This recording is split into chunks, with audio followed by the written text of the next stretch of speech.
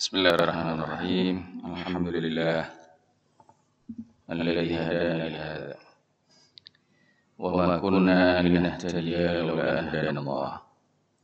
Nahmaduhu wa nasta'inuhu wa nastahdihi wa natawakkalu 'alaihi wa natubu ilaihi. Wa na'udzu billahi min shururi anfusina wa min sayyiati a'malina. May yahdihillahu fala mudilla lahu wa may yudlil fala hadiya lahu. Allahumma salli wa sallim wa barik ala abdika wa rasulika sayyidina wa nabiyyina Muhammad wa ala alihi wa sahbihi wa man ihtada bihadihi wa sara ala nahjihi wa istanna bi sunnatihi ila yaumil qiyamah. Subhanaka la ilma lana illa ma 'allamtana innaka antal alimul hakim wa tub alaina innaka antat tawwabur rahim.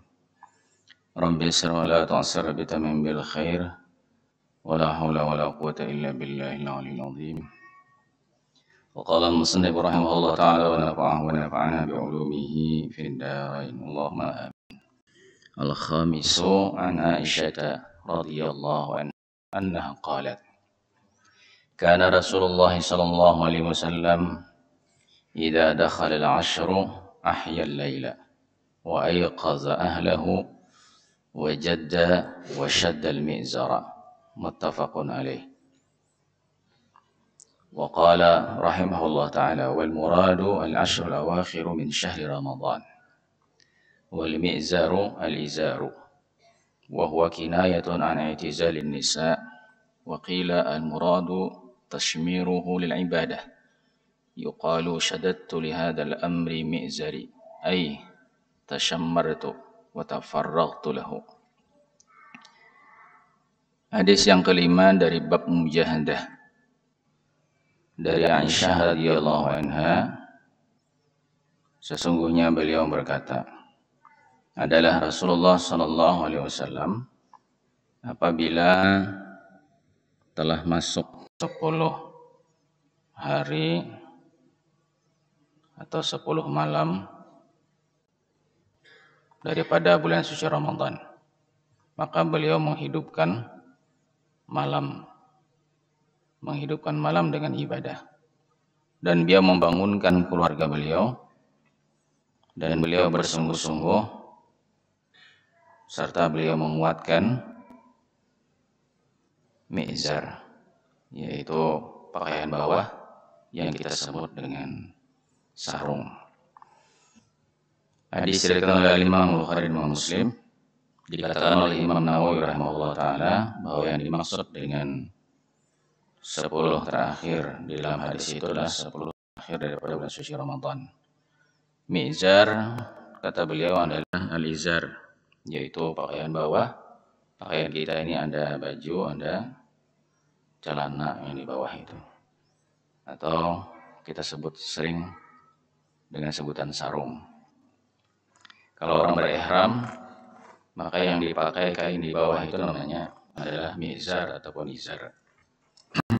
Yang disebutkan dalam hadis ini. Adapun di sini diterangkan kalau Nabi menguatkan atau mengencangkan pakaian bawah itu adalah merupakan kata-kata kiasan tentang menjauhi istri di waktu itu.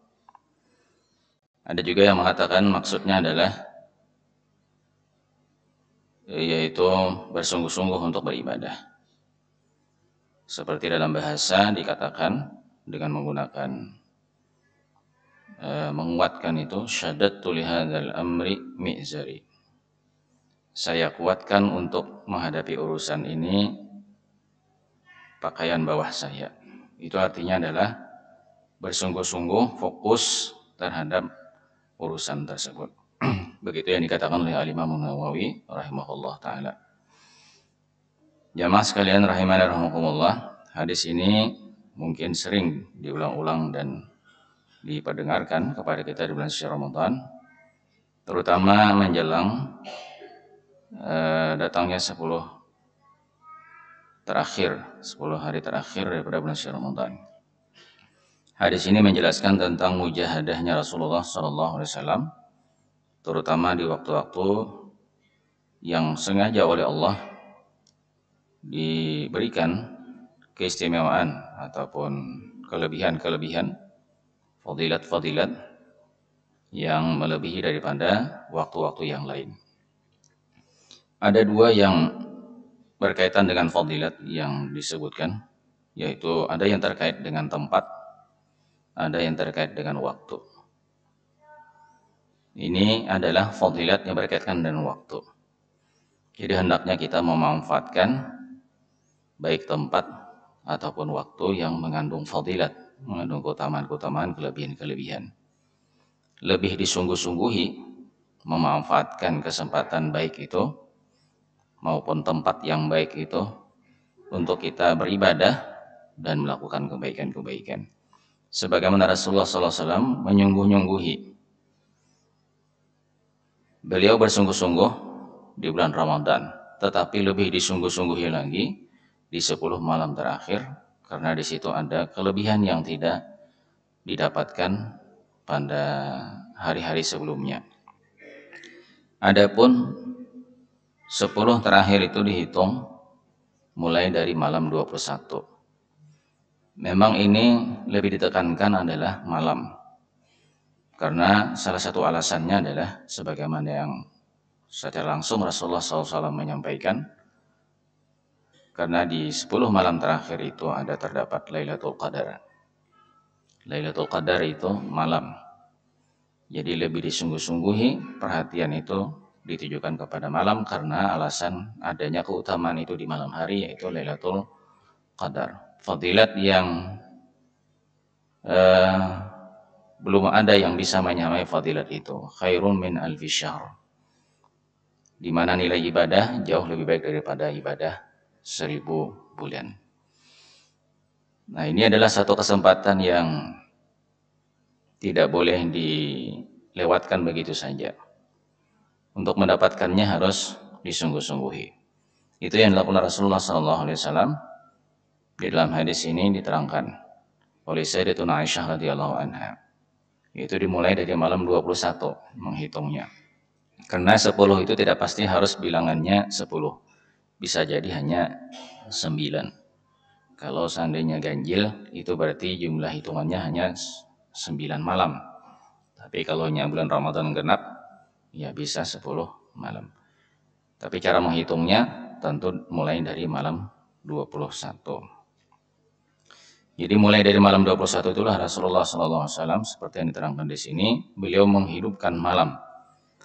Malam di sini kalau dikaitkan dengan apa yang sudah dijelaskan sebelumnya dalam pengajian kita ini, bahwa di dalam Al-Quran Allah Subhanahu wa Ta'ala mengabarkan kepada kita tentang kebiasaan Rasulullah SAW yang kadang sepertiga malam, kadang 2/3 malam, kadang separuh malam. Kalau yang ini melebihi dari semua itu. Ini semalaman. Ini adalah semalaman. Nah, ini menunjukkan adanya satu mujahadah yang membedakan di waktu ini dengan di waktu-waktu yang lain. Di waktu-waktu yang lain beliau juga menghidupkan malam dengan tahajud dan ibadah. Tapi ini melebihi dari malam-malam yang lain itu. Jadi ahya al-laila. Jadi beliau menghidupkan malam itu penuh. Kemudian yang berikutnya, Rasulullah SAW sengaja membangunkan keluarga beliau. Ini adalah suatu pelajaran atau pendidikan yang diberikan Rasulullah SAW kepada keluarga. Dan ini menjadi contoh kita bahwa hendaknya ini mendapatkan perhatian khusus. Jangan kita menyia-nyiakan kesempatan baik itu. Maka Rasulullah menyertakan keluarga beliau untuk bisa memanfaatkan waktu itu dengan sebaik-baiknya. Dalam riwayat yang lain disebutkan mengenai ini, beliau membangunkan anggota keluarga yang kira-kira sanggup ya lebih banyak waktunya digunakan untuk beribadah di 10 malam terakhir itu. Jadi beliau tidak juga memaksakan semuanya untuk mengikuti kegiatan ibadah yang penuh itu di setiap malam di 10 terakhir bulan Ramadan. Tapi yang jelas ini memberikan informasi kepada kita kalau hendaknya kita mengajak, ya, membawa, menyertakan orang-orang yang ada di sekitar kita untuk lebih mengerti dan lebih paham tentang berharganya waktu-waktu yang ada mengandung keutamaan ataupun fadilat itu. Kemudian yang berikutnya, sebagaimana yang diterangkan di bagian akhir ini, kalau Rasulullah SAW menyungguh-nyungguhi. Ini bukan berarti bahwa hanya di waktu itu Rasulullah bersungguh-sungguh. Di setiap kesempatan dalam beribadah Rasulullah bersungguh-sungguh. Tapi seperti yang tadi sudah disampaikan, khusus buat waktu-waktu yang memang lebih diutamakan dari waktu yang lain, itu lebih disungguh-sungguhi. Jadi kalau misalnya dalam perputaran seminggu itu ada hari Jumat yang diberikan keistimewaan melebihi daripada hari-hari yang lain, maka siogianya hari Jumat itu lebih maksimal usaha untuk beribadah kepada Allah SWT dibandingkan hari-hari yang lain. Nah, jadi jangan kita malah justru sebaliknya, di hari Jumat malah disia-siakan untuk beraktivitas yang jauh dari urusan akhirat. Sementara di hari-hari yang lain kita kelihatan lebih perhatian untuk urusan akhirat. Kalau kita melakukan cara berhitung lah begitu kan, ini tidak benar cara berhitungnya. Jadi kalau kita ingin berhitung untuk mencari keuntungan, ya pasti kita lebih memprioritaskan, lebih mengutamakan nilai-nilai yang besar untuk didahulukan daripada nilai-nilai yang kecil. Itu kalau kita mencari keuntungan-keuntungan dalam hidup ini. Maka begitulah jazakumullah, Rasulullah SAW lebih menyungguh-nyungguhi di waktu-waktu yang memiliki keutamaan secara khusus. Itu mengajarkan kepada kita untuk kita juga mengurutkan prioritas atau mana yang lebih diutamakan, mana yang diurutkan kemudian. Nah, jadi tahap urutan-urutan ini harus juga kita perhatikan di dalam cara beribadah kita kepada Allah Subhanahu wa taala. Ini mujahadahnya Rasulullah sallallahu alaihi wasallam, dan tidak lama lagi kita akan menemui, kalau Allah berikan kita umur panjang, sehat walafiat, karena kita sudah berada di penghujung bulan Jumadil Akhir, tinggal Rajab, Sya'ban di depan, kemudian kita masuk ke Ramadan. Maka itu ada lagi tersedia, kita minta kepada Allah agar diberikan kesempatan untuk bertemu saat-saat mulia itu. Mudah-mudahan hadis ini akan mengingatkan kita untuk tidak menyia-nyiakan waktu-waktu berharga itu.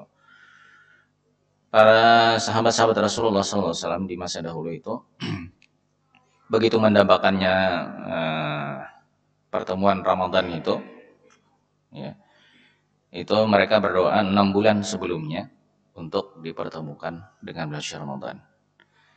Setelah selesai Ramadan, doa mereka adalah minta kepada Allah agar segala ibadah di Ramadan itu diterima selama 6 bulan. Jadi selama 6 bulan setelah Ramadan itu doanya itu masih tentang usaha yang telah dilakukan di Ramadan, minta kepada Allah supaya diterima semuanya.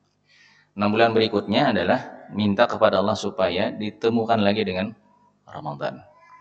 Jadi tidak ada salahnya jamaah Ramadan, Allah 2 bulan ke depan teruslah kita minta kepada Allah agar kita dipertemukan dan diberikan taufik oleh Allah Subhanahu wa taala untuk bisa mengisi waktu-waktu di Ramadan, waktu-waktu mulia itu dengan beribadah kepada Allah Subhanahu wa taala.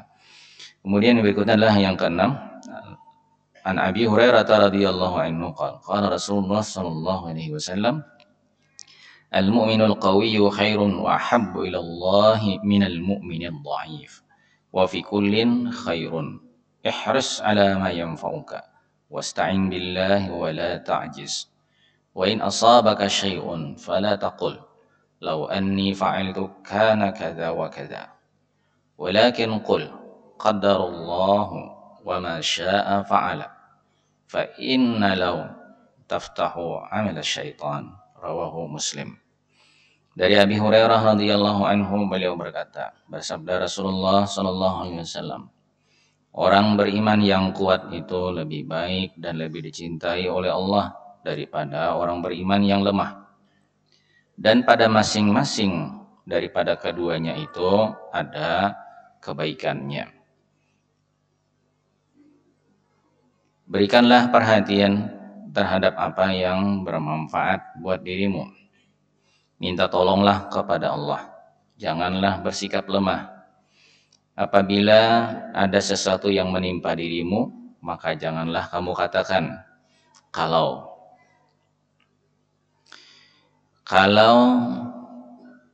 aku lakukan hal yang demikian, maka tentu akan seperti ini, seperti itu. Tetapi katakanlah bahwa apa yang menimpa dirimu itu adalah sudah menjadi takdir yang datang dari Allah. Apa yang dikehendaki oleh Allah, itulah yang dilakukannya. Sesungguhnya kata-kata kalau itu dapat membuka perbuatan syaitan terhadap dirinya. Hadis diriwayatkan oleh Imam Muslim. Hadis ini adalah hadis yang mempunyai lingkup yang sangat luas. Ya masyaallah, kalau kita perhatikan satu persatu. Yang pertama, Rasulullah SAW menyampaikan kepada kita bahwa orang yang beriman yang kuat lebih dicintai dan lebih baik di sisi Allah Subhanahu wa taala daripada orang beriman yang lemah. Kuat di sini jangan semula kuat imannya. Kuat di sini adalah kuat imannya. Lemah di situ juga adalah lemah imannya. Orang beriman yang kuat. Memang ada sebagian orang yang memakai hadis ini untuk dijadikan dasar atau dalil menyebutkan tentang kuat tubuh, ya. Bahwa tubuh yang kuat itu katanya menurut yang memahami hadis atau memakai hadis ini untuk makna itu lebih disukai, lebih cintai oleh Allah daripada tubuh yang lemah. Tapi sebenarnya kalau kita perhatikan kalimatnya atau kata demi kata itu menjurus kepada iman. Al-mu'minul qawi. Jadi orang beriman yang kuat imannya. Itu lebih baik dan lebih dicintai oleh Allah daripada orang beriman yang lemah imannya. Karena iman yang kuat itulah yang mampu menjaga seseorang untuk tetap dapat menjaga ketaatannya kepada Allah Subhanahu wa taala. Ya, iman adalah mengawal seseorang di dalam menjalankan segala perintah Allah dan menjauhi larangan-larangan Allah Subhanahu wa taala. Untuk bisa terwujud segala kebaikan dalam hidup, baik melalui ibadah ataupun melalui muamalah, itu semuanya adalah berangkat dari iman seseorang. Jadi iman kepada Allah, iman kepada hari akhirat. Nah, itu yang selalu membuat orang bersemangat untuk melakukan ibadah, ya, sebagaimana berbuat baik kepada manusia. Bila semakin kuat iman seseorang, maka akan semakin berpeluang dia mendapatkan banyak kebaikan dalam hidupnya.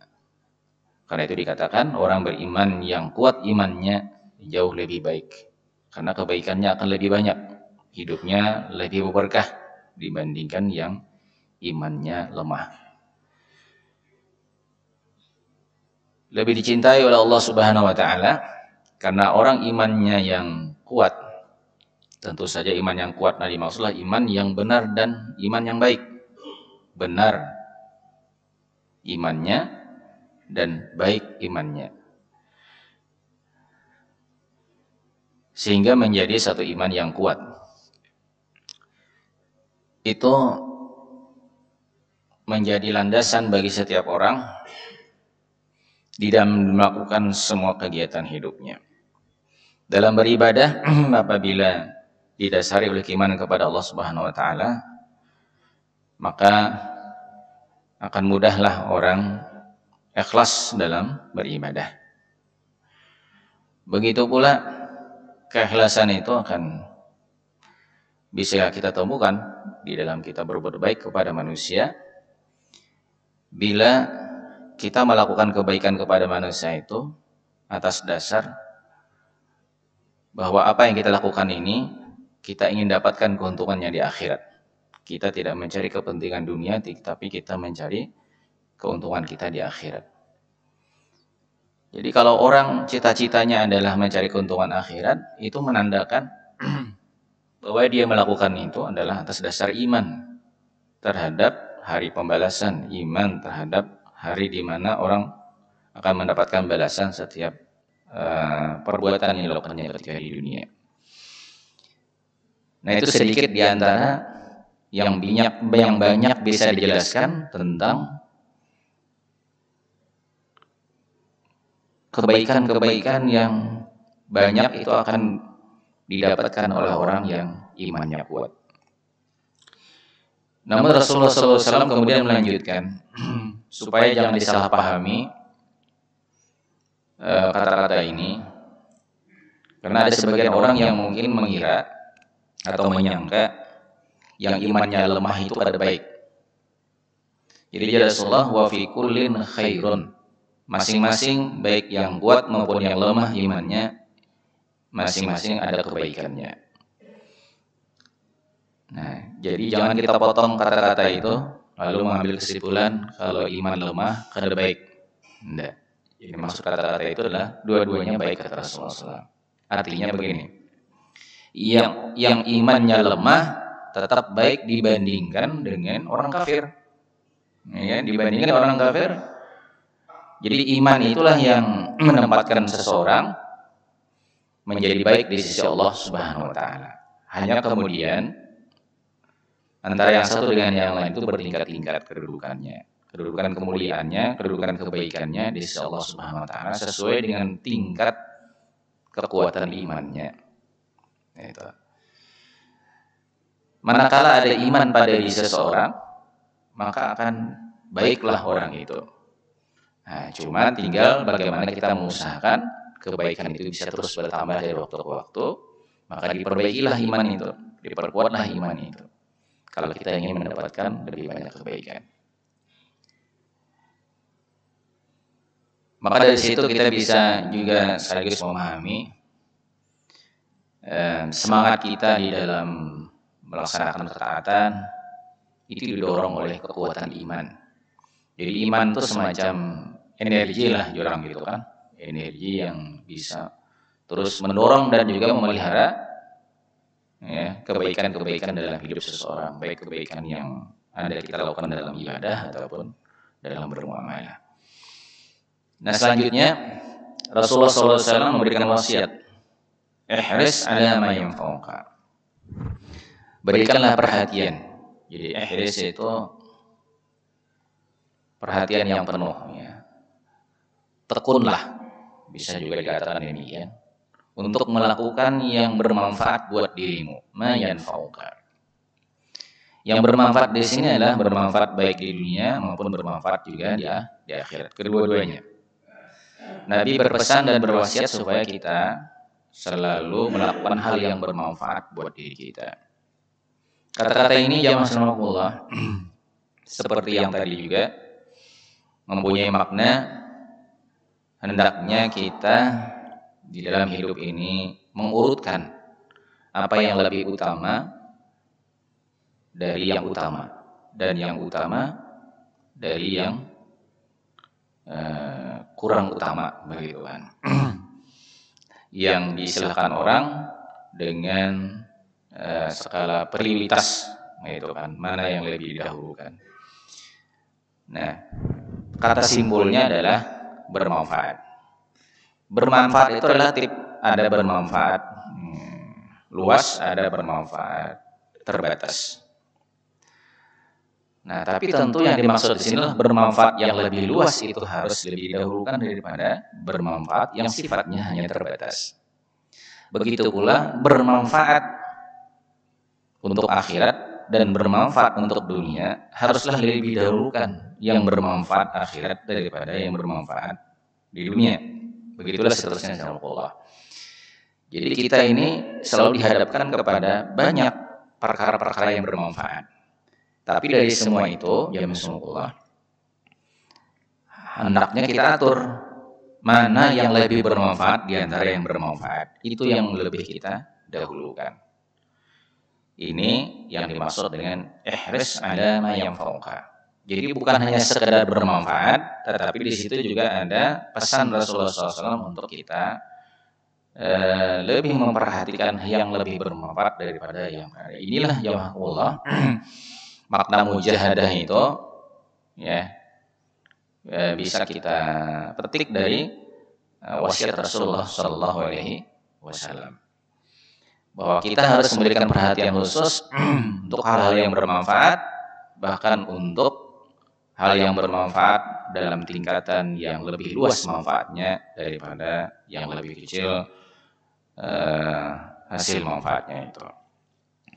Dengan perbandingan tadi antara manfaat dunia dengan akhirat, tentu kita pahami itu. Kemudian juga yang sesama manfaat dunia pasti ada yang lebih besar manfaatnya.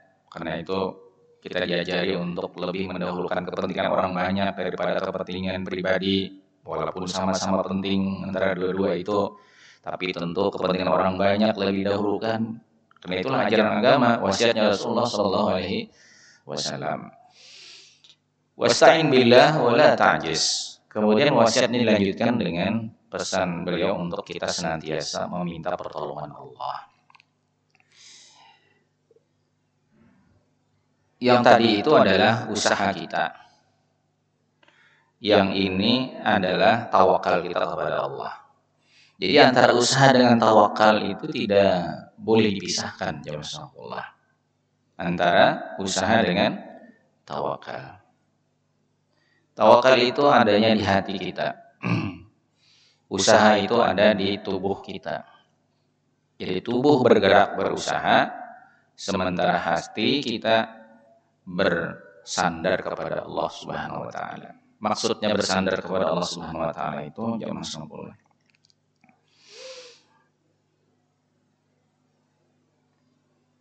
Kita percaya atau beriman bahwa yang menciptakan tangan kita di dalam bekerja itu adalah Allah. Yang memberikan kekuatan di tangan kita sehingga bisa digerakkan dan digunakan untuk bekerja itu adalah yang memberikan kekuatannya Allah Subhanahu wa taala. Kemudian setelah itu kita bekerja lalu menghasilkan sesuatu. Apa yang kita dapatkan berupa hasil itu adalah datang dari Allah Subhanahu wa taala. Itulah cara kita beriman kepada Allah Subhanahu wa taala dalam rangka kita menyandarkan hati ketika berusaha kepada Allah Subhanahu wa taala. Jangan kita kemudian beranggapan karena tangan kita ini agak besar dibandingkan yang lain, lebih kuat dibandingkan yang lain, kita punya pengetahuan yang luas, punya pengalaman yang panjang, itulah akhirnya kita mendapatkan hasil yang memuaskan ini. Nah, jadi bukan tangannya, bukan ototnya, ya, yang memberikan kekuatan itu, tapi semua datang dari Allah Subhanahu wa taala. Tangan adalah nikmat, kekuatan yang ada tangan itu adalah nikmat, bisa digerakkan adalah nikmat. Kemudian bisa beraktivitas dengan keterampilan nanti kita miliki itu adalah nikmat. Berupa pengetahuan yang membentuk keterampilan itu adalah nikmat. Kemudian hasilnya adalah nikmat. Wa ma bikum min ni'matin fa minallah. Tidak ada nikmat apapun yang sampai ke tangan kalian itu melainkan semuanya datang dari Allah Subhanahu wa taala. Jadi pada saat kita bisa menggerakkan tangan itu bukan karena kita merasa kita memiliki tangan, dan itu karena Allah yang memberi. Itu pemberian Allah. Allah yang menciptakan, Allah yang menggerakkan, Allah yang memberikan energi. Allah kemudian menghasilkan dari semua itu hasil yang didapat dari usaha. Itu semua bersumber dari Allah. Wa ma bikum min ni'matin, wa ma bikum min ni'matin fa min Allah. Semua apa yang berupa nikmat itu diberi semuanya. Karena itu dikatakan fadlun, semuanya karunia. Maka jangan sampai kalau kita mendapatkan satu hasil dari usaha kita, maka tetaplah hati kita jaga bahwa semua itu fadlun min Allah, itu karunia. semata-mata karunia dari Allah Subhanahu wa taala. Diciptakannya tangan, kemudian diberikan kekuatan di tangan itu, kemampuan bergerak, berusaha, memiliki keterampilan, pengetahuan. Itu semua adalah fadlullah, karunia pemberian dari Allah Subhanahu wa taala. Semata-mata adalah karunia dari Allah Subhanahu wa taala. Nah, kita bersandar kepada kepercayaan seperti itulah namanya bertawakal kepada Allah Subhanahu wa taala. Tidak benar orang kemudian bertawakal kepada Allah, misalnya ini, perut lapar, makanan ada di hadapan. Lalu kita tidak menggerakkan tangan untuk memungut makanan itu dengan suatu keyakinan menurut kita, bisa saja Allah Subhanahu wa taala menghendaki, kalau memang Dia menghendaki untuk memasukkan makanan itu ke perut kita, maka akan kenyanglah kita. Enggak. Tanpa usaha, enggak. Allah Subhanahu wa taala berikan kepada kita tangan, kemudian berikan kekuatan pada tangan dan sebagainya, diberikan segala-galanya itu kemampuan untuk kita memungut makanan itu, dan diperintahkan Allah Subhanahu wa taala untuk menggerakkan tangan memungut makanan itu. Itu semua adalah bagian yang tidak terpisah daripada antara usaha dengan tawakal kepada Allah Subhanahu wa taala. Nah, ini nanti kita bisa simak selanjutnya mengenai perpaduan usaha dengan tawakal ini tidak mungkin dipisahkan, jamaah sekalian. Jadi ihris ala ma yanfa'uka wasta'in billah. Ya, berikanlah perhatian untuk berusaha melakukan hal-hal yang bermanfaat, tapi jangan kemudian kita beranggapan bahwa semua ini terjadi karena usaha kita secara pribadi. Tidak, tetapi ista'in billah, minta tolonglah kepada Allah, dalam mana bertawakallah kepada Allah Subhanahu wa taala. Bahkan dalam sebuah hadis diriwayatkan oleh Imam Tirmidzi kalau tidak salah, minta tolonglah, ujar Rasulullah, ista'in billahi ala hajatika, minta tolonglah kepada Allah untuk memenuhi segala keperluanmu. Bahkan keperluan seandainya kita membutuhkan tali sendal misalnya putus, nah ingin kita perbaiki, minta tolong kepada Allah. Coba sampai seperti sedemikian rupa Rasulullah SAW mengajarkan kepada kita untuk minta tolong kepada Allah, walaupun untuk urusan sekecil apapun, untuk urusan yang sederhana pun, sandarkanlah, nah itu kan, hatimu kepada pemberian Allah, kepada kekuatan yang diberikan oleh Allah Subhanahu wa taala. La haula wala quwata illa billah. Jadi sampai sedemikian rupa Rasulullah SAW ingin mengajar kepada kita, apalagi untuk urusan yang besar-besar, urusan yang penting-penting, jangan kita tidak minta pertolongan kepada Allah, karena semuanya itu berkat pertolongan Allah Subhanahu wa taala bisa diwujudkan. Musta'in billah. Wala ta'jaz. Jangan kamu bersikap lemah. Wala ta'jaz. Jangan kamu bersikap lemah. Rasulullah berwasiat untuk kita tidak bersikap lemah dalam hidup ini. Misalnya malas. Malas itu kelemahan, ya Rasulullah. Malas itulah kelemahan. Nabi tidak menginginkan kita bersikap lemah seperti itu. Berputus asa itu adalah lemah. Nah. Kemudian tidak punya rencana, tidak punya niat. Ya, kita menjalani hidup ini melewati umur, usia begitu aja larut. Tidak ada di kepala kita ini, rencana itu, target ini, target itu lemah. Ini tidak dikehendaki. Nah, kita sebagai umat Rasulullah sallallahu alaihi wasallam diberikan wasiat untuk tidak bersikap lemah itu. Jangan cepat berputus asa, jangan malas, termasuk menunda-nunda. Menunda kaina. Padahal kau aja. Kaina itu juga adalah bagian daripada yang tidak dibolehkan dalam agama. Jangan bersikap lemah itu. Makanya tadi Rasulullah SAW berupaya untuk terus memberikan semangat kepada kita. Berikan perhatian kata Rasulullah. Lakukan hal yang bermanfaat. Jangan sia-siakan kita untuk melewati hidup ini terbuang begitu saja. Apa yang bisa kita lakukan, tapi lakukanlah yang bermanfaat. Gitu. Jangan juga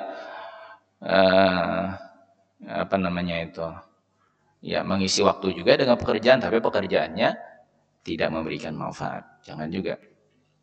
Wala ta'jiz. Wa in asabaka fala taqul law anni fa'altu kana kadza wa kadza. Kalau misalnya sewaktu-waktu kita ditimpa oleh suatu musibah. Musibah itu sesuatu yang tidak mengenakan, ya, yang tidak menyenangkan. Maka jangan kamu katakan, kata Rasulullah, kalau seandainya begini, maka tidak akan begini. Seandainya begitu, maka kadakah ini pang jadinya. Nah, ulun supaya gampang saja kan bahasa kitanya. Semalam tuh jakanya kadakaya itu, kadakah ini pang jadinya. Jakanya semalam tuh kaini, kadakah ini pang jadinya. Nah, kan? Ini kan ucapan-ucapan yang biasa muncul pada saat kita mendapati di hadapan kita sesuatu yang mengecewakan, ya kan? Kada seperti yang kita harapkan, yang kita terima itu. Lalu timbullah ucapan-ucapan, nah, kenapa jarku semalam jakanya nang kayak ini, kada kayak ini pang hasilnya, jaka kayak itu. Nah, jangan, sesekali jangan seperti itu kita. Karena anggapan seperti itu sama seolah-olah kitalah yang mengatur segala-galanya. Enggak. Ya. Jadi yang tadi itu sandaran kita adalah kepada Allah Subhanahu wa taala. Fa'alul lima yurid. Dia melakukan apa yang dikehendakinya, bukan yang dikehendaki oleh kita. Karena itu wajib kita itu minta pertolongan kepada Allah, minta bimbingan dari Allah Subhanahu wa taala. Karena keyakinan kita tidak boleh dirubah-rubah bahwa segala sesuatu itu terwujud terjadi karena kudrah dan iradahnya Allah Subhanahu wa taala. Wa ma tasyauna illa ayyasha Allah. Wa ma tasyauna illa ayyasha Allah. Innallaha kana aliman hakima. Nah, coba kita renungi ayat ini sedikit. Wa ma tasyauna illa ayyasha Allah. Tidaklah kalian berkehendak melainkan kehendak Allah lah yang terwujud. Tidaklah kalian semua berkehendak apapun, tetapi pada akhirnya yang terwujud adalah kehendak Allah juga. Nah, tapi selanjutnya Allah mengatakan innallaha kana aliman hakima. Sesungguhnya Allah Maha mengetahui dan Allah Maha bijaksana. Apa yang terjadi dalam hidup kita itu di balik semuanya ada hikmah. Ada hikmah. Hakimah itu biasa diterjemahkan bijaksana kan. Bijaksana itu apa? Bijaksana itu artinya benar dan tepat. Benar dan tepat. Kita ya merasa kecewa, kita merasa dengan ucapan tadi itu kan itu kena ungkapan perasaan kecewa kalaulah merasa kurang nyaman apa segala macam, lalu terlontarlah ucapan-ucapan tadi, jakanya ada kayak ini pang, jakanya itu pang. Nah, apa yang kita rasakan, apa yang kita lihat, ya, apa yang kita temui, yang kelihatannya menurut kita mengecewakan, itu belum tentu seperti itulah yang sebenarnya. Apa yang terjadi pada diri kita itu ada selalu hikmah di balik semuanya yang kita tidak ketahui. Pernah zaman sekolah ada di Timur Tengah itu kejadian itu betul. Jadi pesawat ini penerbangan ya, take off, ada satu orang penumpang itu tertinggal. Sudah dipanggil beberapa kali, ternyata orang itu tertidur di bandara. Tidak lama kemudian pesawat itu terbakar jatuh. Nah, waktu dia tahu kalau dia tertinggal itu kecewanya luar biasa, marahnya luar biasa, ya kan? Karena ketinggalan pesawat. Tapi setelah kejadian itu dia baru bisa belajar bahwa apa yang mengecewakan dirinya itu justru di balik itu ada keuntungan yang dia tidak tahu buat dirinya. Dia terselamatkan gara-gara teguring itu rupanya. Nah, gara-gara teguring. Nah, sehingga dalam Al-Quran asa an taqrahu syai'an wa huwa khairul lakum. Asa an tuhibbu syai'an wa huwa syarrul lakum. Sebelumnya apa itu bunyinya?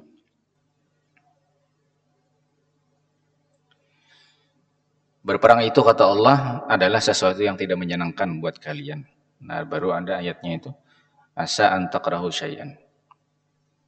Barangkali kalian membenci sesuatu, padahal sebenarnya yang kalian benci itu lebih baik buat kalian. Barangkali saja kalian menyukai sesuatu, padahal yang kalian sukai itu adalah tidak baik buat kalian. Nah, itu apa artinya? Allah ingin mengajarkan kepada kita, belum tentu apa yang kita tidak sukai yang terjadi pada diri kita itu tidak baik buat kita. Allah berkehendak, selalu ada hikmah di balik kehendaknya. Wa ma tasya'una illa ayyasha Allah, innallaha kana aliman hakim. Sesungguhnya Allah Maha mengetahui. Allah lebih tahu daripada kita. Tapi tugas kita adalah al-i'timad Allah, bersandar kepada Allah Subhanahu wa taala, bukan bersandar kepada diri kita. Bersandar kepada tangan yang kita punya, tidak bersandar kepada kekuatan yang ada di tangan kita, tidak bersandar kepada keterampilan yang kita miliki, tidak bersandar kepada pengetahuan yang kita dapatkan, dan segala-galanya enggak. Sandaran kita adalah kepada Allah Subhanahu wa taala. Lakukanlah usaha kita semaksimal mungkin, tetapi kita tetap percaya bahwa semuanya itu terwujud karena kehendak Allah dan pemberian Allah Subhanahu wa taala. Jadi jangan katakan seperti itu, sebab kata-kata kalau itu, tapi katakanlah qadar Allah. Jadi apa yang sudah terjadi, katakanlah ini takdirnya Allah.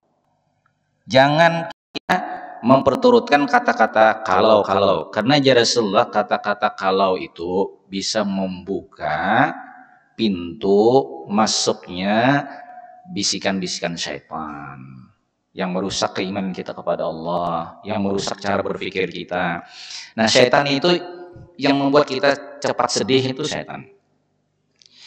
Yang membuat kita cepat kecewa itu syaitan. Yang membuat kita bisa cepat berputus asa itu syaitan. Syaitan masuk ke dalam pikiran kita, di haru-harunya kita itu.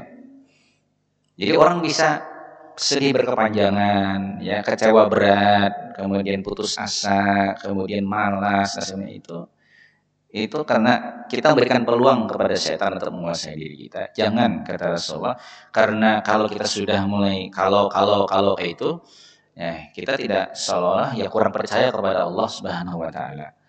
Ya, kita tidak belajar bahwa di balik semua yang dikehendaki Allah taala itu ada hikmah yang kita tidak ketahui. Hanya Allah Subhanahu wa taala yang Maha mengetahui itu. Dan demikiannya semula hadis mengenai mujahadah ini, hadis yang ke-6, masih ada hadis-hadis yang lain. Mungkin sebelum kita tutup ada pertanyaan di sekitar hadis yang tadi disampaikan.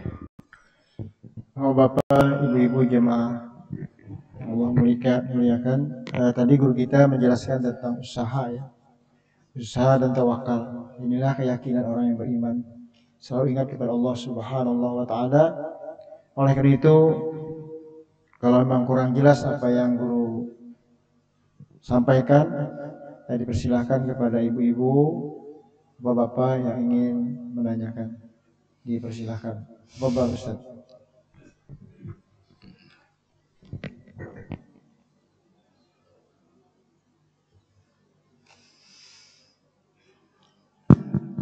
Assalamualaikum warahmatullahi wabarakatuh. Waalaikumsalam.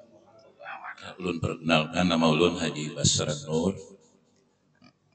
Yang ulun tanyakan berkaitan dengan masalah mujahadah yang dikaitkan dengan adanya pelajaran di sekolah umum dan di universitas umum, yaitu mengenai pelajaran hukum kausalitas, sebab dan akibat.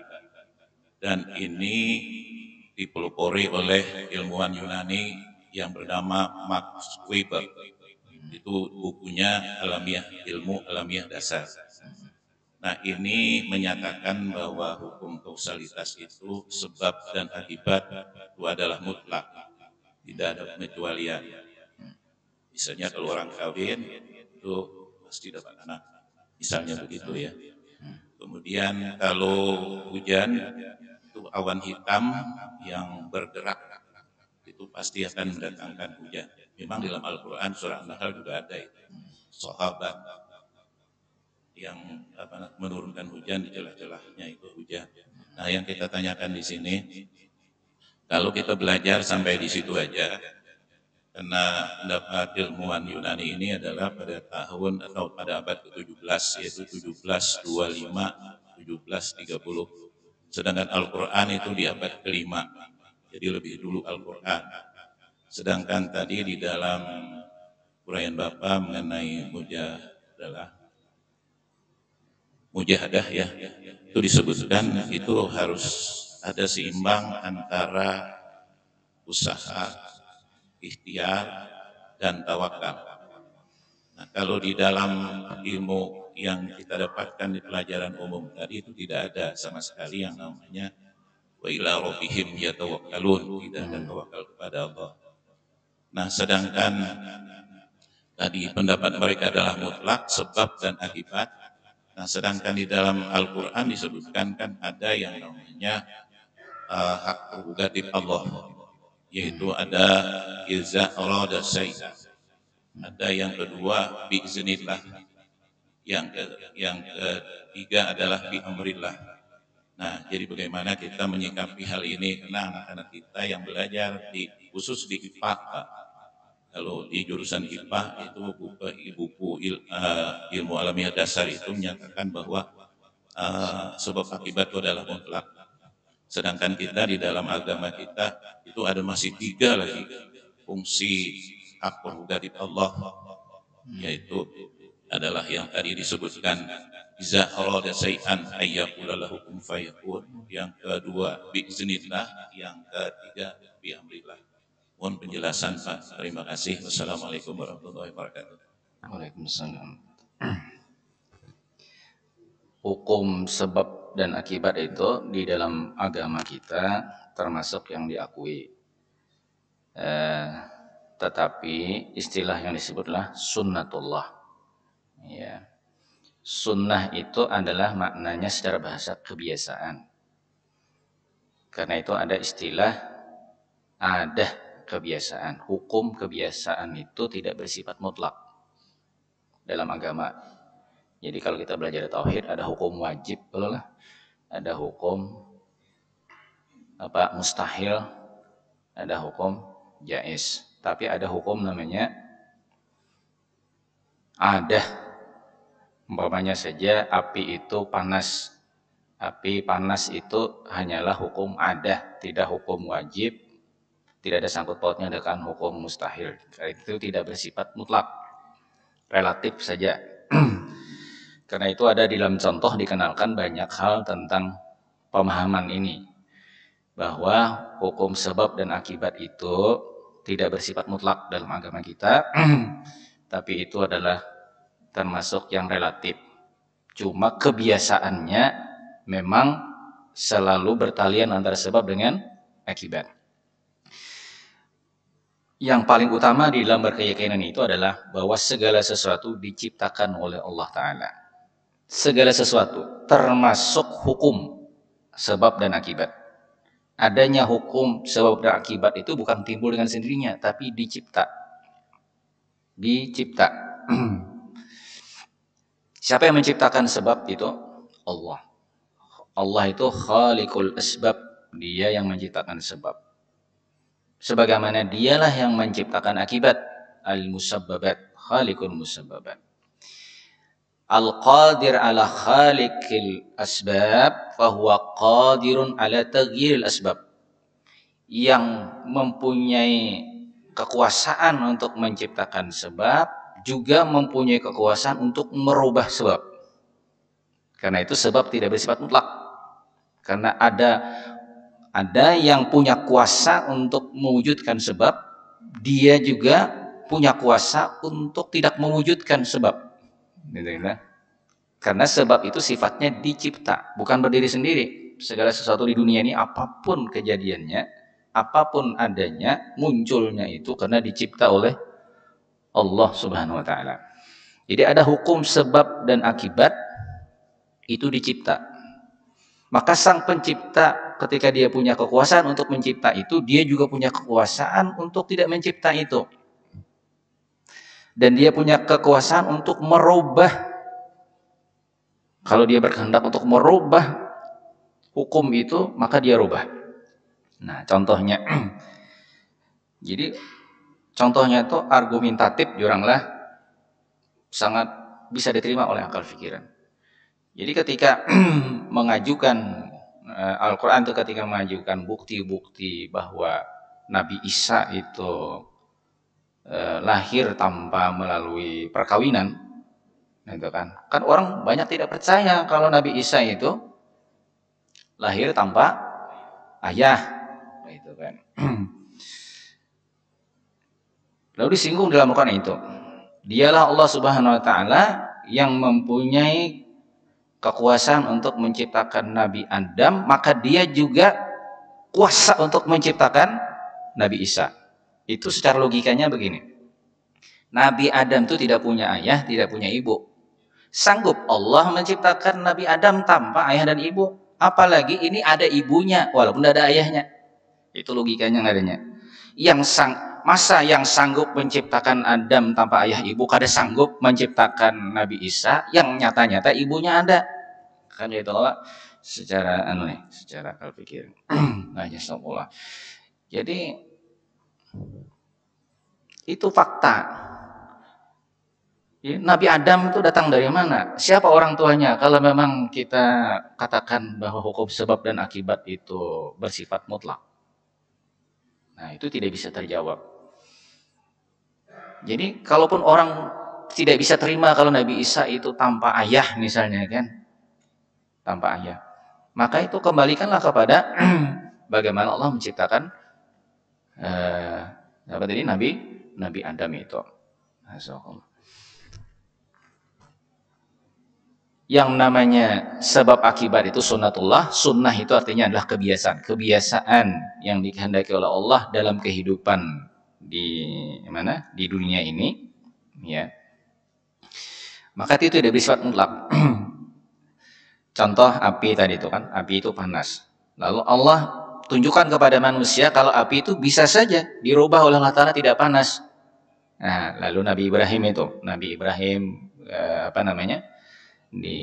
dibakar kalau di api itu, tetapi api tidak memberikan dampak merasa panas kepada Nabi Adam. Kuni bardan wasalaman ala Ibrahim. Karena sang penciptalah yang punya kemampuan untuk merubah apa yang diciptakannya. Dia mampu mewujudkan, maka dia juga mampu untuk meniadakan apa yang diwujudkannya itu.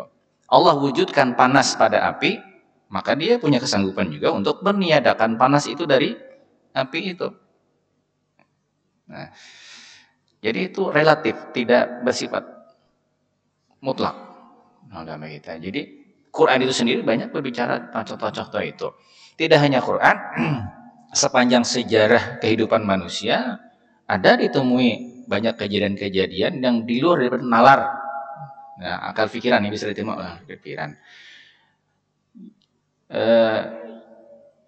Jadi kita dengan bukti-bukti yang nyata, yang terlalu banyak buktinya itu, bahkan itu bukan mengada-ada, tapi akal pikiran yang diberikan Allah kepada manusia ini pun bisa menerima dan tidak menolak itu.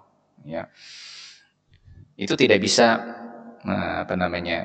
tidak bisa menerima kesimpulan bahwa itu bersifat mutlak gitu. Itu bersifat mutlak. Ya boleh-boleh saja kalau ada orang kemudian mengambil kesimpulan itu karena dia tidak berangkat dari cara beriman kepada Allah Subhanahu wa Ta'ala. Ya, kalau seorang ateis misalnya mengatakan seperti itu hal wajar-wajar saja bagi kita. Nah, tapi bagi kita tentu berbeda dengan orang-orang yang tidak percaya kepada Allah Subhanahu wa Ta'ala sebagai pencipta segala sesuatu.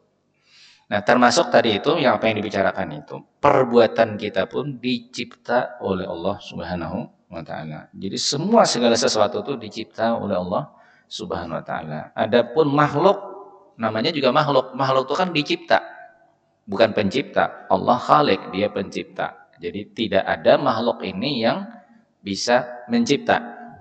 Bahkan perbuatannya sendiri itu tidak berdiri sendiri, tetapi dicipta oleh Allah Subhanahu wa Ta'ala. Wallahu khalaqakum wa ma ta'malun. Allah menciptakan kalian dan menciptakan apa yang kalian kerjakan. Itu yang ditandaskan di dalam Al-Quran Karim. Ya, mungkin itu apa yang bisa Terima kasih guru atas jawabannya. Mungkin sudah cukup. Dipersilakan guru untuk membaca doa. الفاتحة. أعوذ بالله من الشيطان الرجيم. بسم الله الرحمن الرحيم. الحمد لله رب العالمين الرحمن الرحيم مالك يوم الدين إياك نعبد وإياك نستعين صراط المستقيم صراط الذين أنعمت عليهم غير المغضوب عليهم ولا الضالين. بسم الله الرحمن الرحيم. الحمد لله رب العالمين. اللهم صل وسلم وبارك على سيدنا محمد وعلى آله وصحبه أجمعين. اللهم إنا نسألك علما نافعا ورزقا طيبا وعملا صالحا متقبلا. اللهم انفعنا بما علمتنا علمنا ينفعنا وزدنا علما. اللهم إنا نعوذ بك من علم لا ينفع ومن قلب لا يخشع ومن نفس لا تشبع ومن دعوة يستجاب لها. اللهم اهدنا واهد بنا واجعلنا سببا لمن اهتدى. ربنا آتنا في الدنيا حسنة وفي الآخرة حسنة وقنا عذاب النار. عزيز يا غفور يا رب العالمين. وصلى الله على سيدنا ونبينا محمد وعلى آله وصحبه أجمعين والحمد لله رب العالمين. السلام عليكم ورحمة الله وبركاته.